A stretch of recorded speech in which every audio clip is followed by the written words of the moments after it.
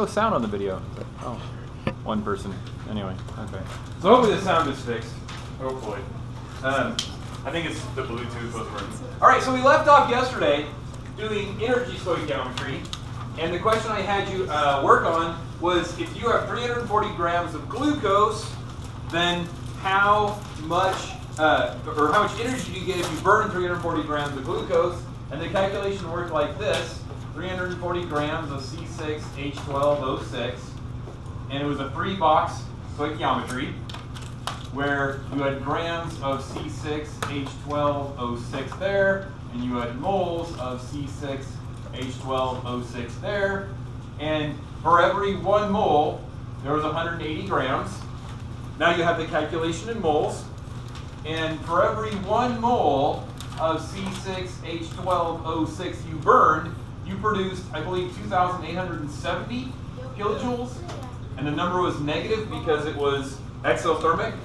Remember, things that are exothermic, energy leaves the system, so our delta H of reaction is negative, and I believe the answer was something along the lines of negative 5424 kilojoules. Is that right? 2421? Okay. That's you 3 kilojoules off. That's wrong answer. Yes, you are.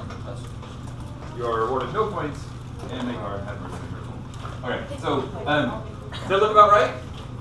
Now we're going to pick up this concept and we're going to take it one more step. We're going to add a step of complexity. But before we do, I want to remind you that we also talked about decomposition of water. Now, when water, which is H2O, decomposes into H2 and O2, it has a delta H of reaction of 286 kilojoules per mole, and it's per mole of water. Okay, so for every mole of water, we're going to require 286 kilojoules. Now, is this reaction balanced as written? It is not. Oxygen's on this side, uno. Oxygen on this side, dos. Okay, so we're going to need 2 there and a 2 there to balance it, and now it's balanced. So the exercise I have for you is this. Using that information, how much energy is going to be required to decompose 42 grams of water? How much energy is required to decompose 42 grams of water? Yes? Did you forget the plus? Because it's like H2O2. You mean right there and right there? Yeah. There you go. Yes. Thank goodness you're here. We went off the rails there. So again, you're going to have a calculation. It's going to look like this again. So go ahead and fill out your boxes. I'll wait. I'll be a minute or 2 behind you.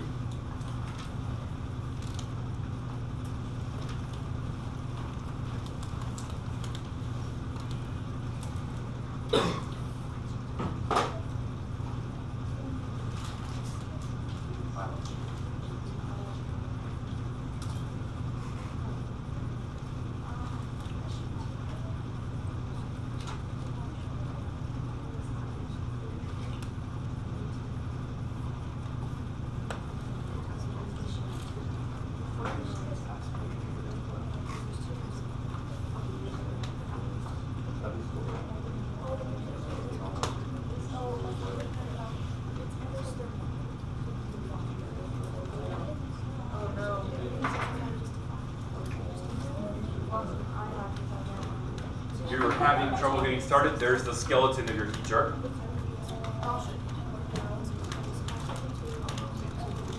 So how do you determine whether it's weak in the reaction you're coming in? How do I determine if it's going in or going positive out? or negative? Pretty much, yeah. An endothermic reaction will have a positive delta H, Right. and an exothermic will have a negative delta H. And generally, you also look at contextual clues. It says how much energy is required. So obviously, it's an endothermic process. So you're at. Yeah. You can try this at home. You can get a car battery and get jumper cables and put the jumper cables into your fish tank, and bubbles will come out of your fish tank. What will happen to this fish? No problem. Not really safe. It's so like innocent. They won't enjoy it. What's the cheapest fish that you buy? I don't know. It's been a long time since I bought I fish. think I went to PetSmart and there were like the little like baby guppies for like 7 cents each. So you buy How do they even 100 like? I just need a scoop. How many guppies do you want? I want 39. I mean, like in like beach towns and stuff, you can just buy like big bags of like live bait. Yeah. For $5 for like 40. It's like how you buy nails. You buy nails by the pound. Yeah. How many nails? I'd like 89 nails. 5. Okay, so you've got 42 grams. 42 grams of water, H2O, and for every 1 mole of H2O, what's the molar mass of H2O? 18 grams. 15 grams of H2O. And the calculation tells us that every 1 mole of H2O you decompose is going to require 286 kilojoules. Does your work look like my work? Yes. Yeah. Wait. Waiting. Okay, Kate, then. All right. So for the examples and stuff that you give us, are you going to give us per mole how many kilojoules it is? Almost always, yeah. Okay, that makes a lot more sense. Yeah, these are in tables or online. In your lab tomorrow and Thursday and Friday, you can just look it up online. Just type in enthalpy of reaction. So I thought we might have had to use a formula to find the kilojoules per. It is something that you will learn how to do, just not this week. Okay. One more question? No, I got it. No, and no. Okay. So what did you get? What's your answer? 730.889. 730. Oh, wait, here's the 667. 667 kilojoules. That sounds about right. Okay. 667 kilojoules? All right, now, that is pretty... Okay, question? Give me a thumbs up if you understand where these numbers came from. Okay, now the next one is one more layer of complexity. So let's go ahead and work on it. How many grams of oxygen can be collected when 850 kilojoules of energy is used to decompose water? Now you're going to start with 850 kilojoules, so you're going to work backwards. I'm going to go ahead and tell you the T-chart is going to look like this. Okay, there's an extra box because this is 286 kilojoules per mole of water. But you want to know how many grams of oxygen you can collect. So go ahead and give this a start. I'll be behind you by a couple minutes.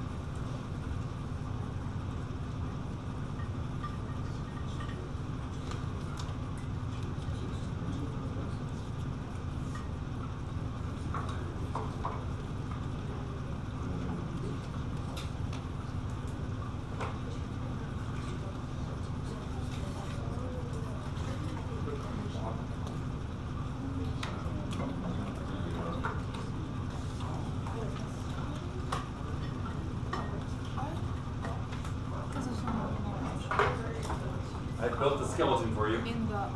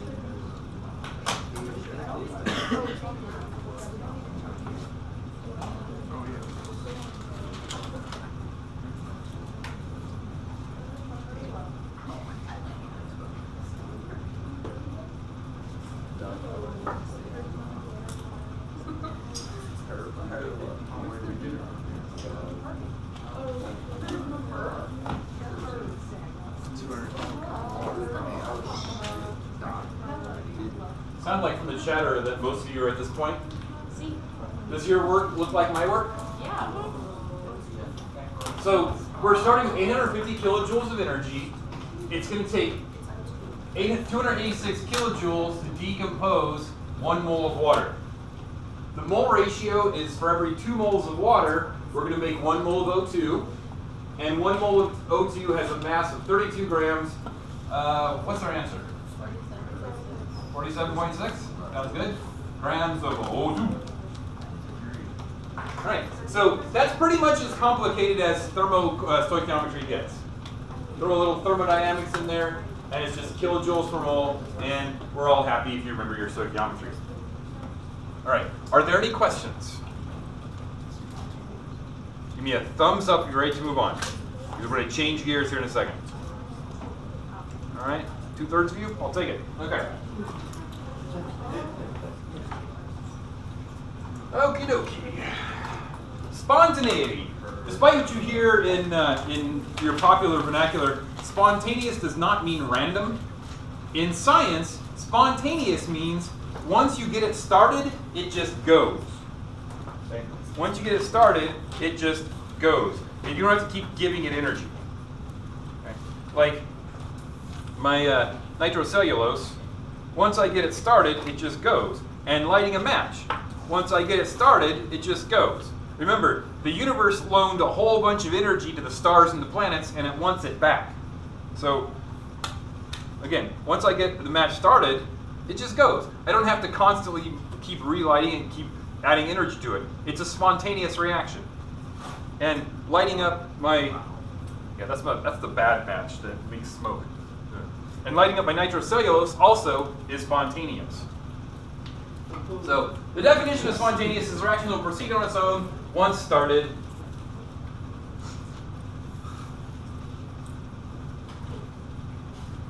Use up all my bad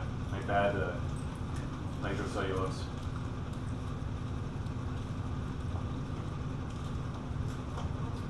Now remember, the kinetic molecular theory tells us that all matter is made of particles that are in constant and random motion.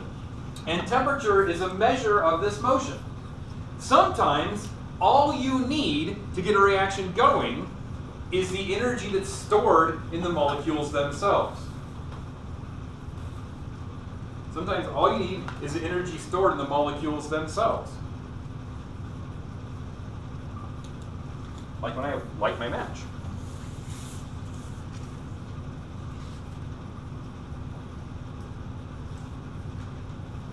This match head has a chemical in it that will ignite if it gets just a little bit warmer. Now, breathing on it is not enough.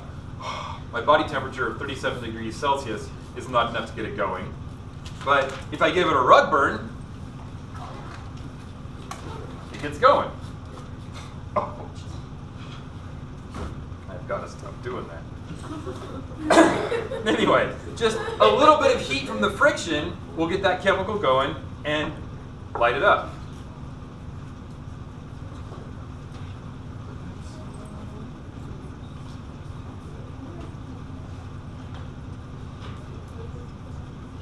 Okay. Any questions about this idea? Give me a thumbs up if you understand what's going on here. Waiting. Oh, you're scribbling everything you see? Yeah, you really got to stop doing that. You got to. I know, but you need to be able to understand what those mean. Summarize it. Yeah. I'm never going to ask you define kinetic molecular theory. It's because Mr. Harvey last year, he literally had you copy literally everything. I know. On the screen. A lot of teachers do, and I'm sorry they've been hurting you. You've been hurt. See you later. It is not okay for them to teach. Yeah, I apologize. There's a lot of delinquent teachers out there who just basically say, if it's important for me to write it down, it's important for you to write it down. It doesn't help you at all. It hurts you and spits you in a bad position, but sorry. I'm telling you right now, as your savior, that if you can read this and if you can read your notes and put them in your own words, then you understand it. If you can't put it in your own words, you don't understand it. Moving on. Okay, so this is called an energy pathway, sometimes called an energy diagram, sometimes called a reaction pathway. And what this is it's a graph of energy on the y-axis and then the progress of the reaction on the x-axis. This is for an exothermic reaction. So this is the energy state of the reactants, and this is the energy state of the products. And the difference between them is the delta H of reaction, the enthalpy of reaction. So an exothermic process, the reactants start higher in energy than the products. So to give you an idea, this is the unburned match. Yep. Okay. The unburned match has a lot of energy. And as the reaction proceeds, its energy is being given off back to the universe, and as we get down here, this is the burned match. So the unburned match is up here, the burned match is down here, and the burned match has less energy than the unburned match. Make sense? Yes. Okay. If we assign numbers to these, we might say, okay, the reactants have, let's say, 100 units of energy. And the products, let's say they have 60 units of energy. Then what is the delta H of reaction? 40 units of energy. Not 40, but 100. not 100. Negative 40. Negative 40, exactly. So if we took the product's energy and subtracted the reactant's energy, we would get an energy of negative 40 units of energy. This is called Hess's law. We'll talk about it in just a second. So again, an exothermic process gives off energy. We take the final state minus the initial state, it has negative 40 units of energy. Does that make sense? Okay. There's one more thing. No matter how hard I try, I can't get this reaction to go on its own. I have to give it a little bit of energy. Just like my nitrocellulose, it won't go on its own. I got to give it a little energy. We're doing this stuff. I like it. I like where this is going. Okay. Now, the burning of a match is a very exothermic process. The igniting of nitrocellulose is a very exothermic process. But they won't go on their own without some little injection of energy.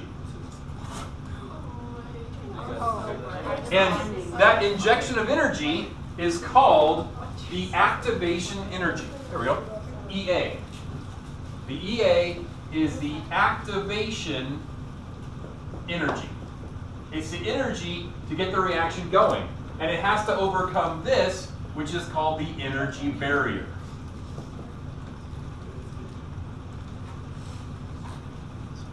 All reactions have that. Even very exothermic reactions have an energy barrier.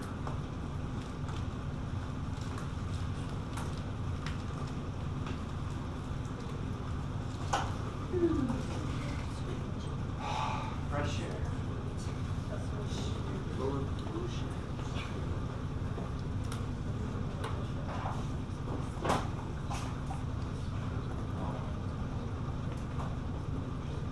Loves me some fresh air.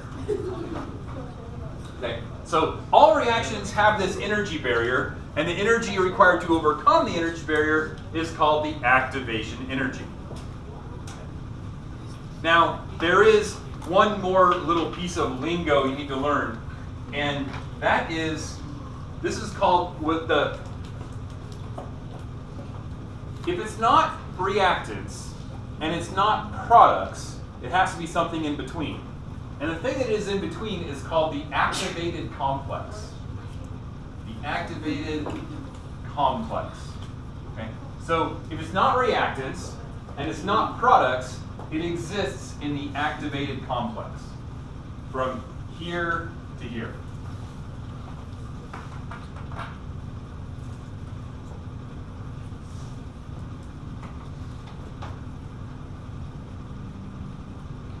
So if it's not the reactants and it hasn't yet become the products, it exists in that middle zone called the activated complex.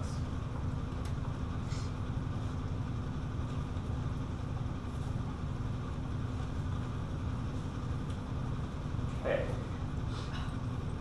Give me a thumbs up if you're picking up what I'm putting down. Picking it up. Picking it up? Okay, cool. Any questions? If there are no questions, what I'd like you to do now is on your paper, sketch with a dashed line what an endothermic pathway might look like. So this is the pathway for an exothermic process. What would a process that is endothermic look like? Go ahead and sketch it on your paper, and then when you're proud of your sketch, show your neighbor. Would it kind of be like the inverse of that graph? Nope. It's still going to start with reactants. It's still going to end with products. Yeah. But the shape is going to be a little different. So I mean, that's the opposite. Sketch what you think it's going to look like, and then when you're proud of your little sketch, show it to your neighbor and see if their sketch is similar to your sketch.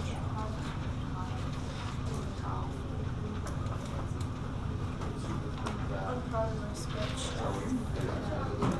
I'm proud of my sketch. It's a good sketch. I just don't want my sketches better. One sketch to rule them all.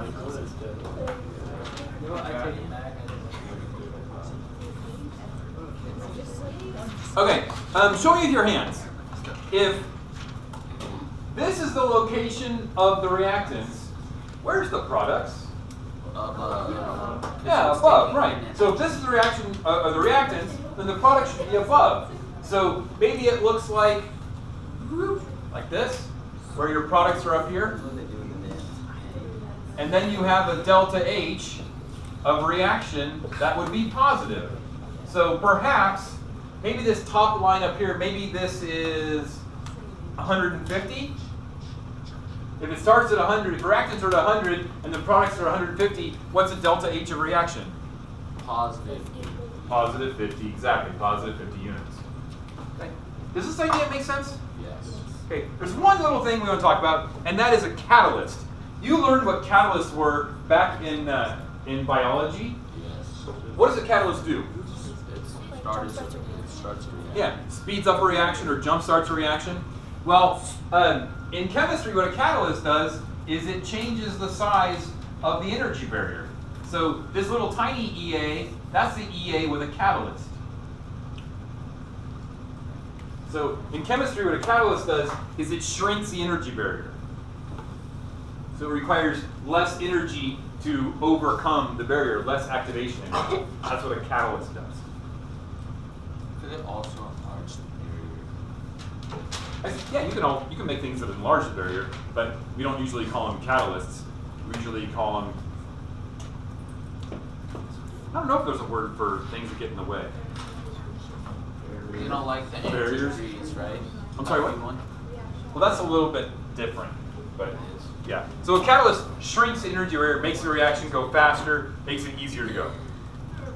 All right, give me a thumbs up if you're ready to move on. Only about half the class. So take another 10 seconds. Any questions about this? Those who aren't giving me a thumbs up, do you have questions? All right, we'll move on. Time to erase a whole bunch of stuff. Hess's law. Let me We have to copy make all that blank. right? No, you don't. You don't need to copy that down. Because again, Sophia, you don't need to copy it all down. Hess's law basically says this. If two reactions start in the same place and end in the same place, they're going to have the same energy of reaction. One of the reactions might take 5 steps. One of them might take 1 step. But as long as you start in the same place and end in the same place, your energy will be the same. So if you perform a reaction in several steps or make it in 1 step, as long as you start in the same place and end in the same place, you'll have the same energy of reaction.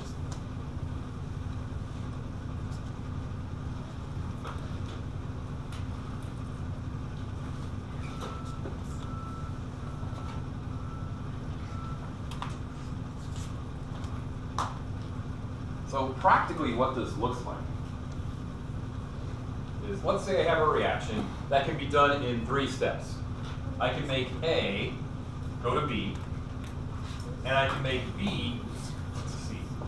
Then I can take B and turn it into C. Then I can take C and turn it into D. Make sense? So throw out some numbers. What is the, I'm sorry? 7? Okay, so A to B takes plus 7 units of energy. What does B to C take? 82. 82? Takes 82 units of energy. And C to D takes 69. 69. How about negative 69? Okay. So, who said that?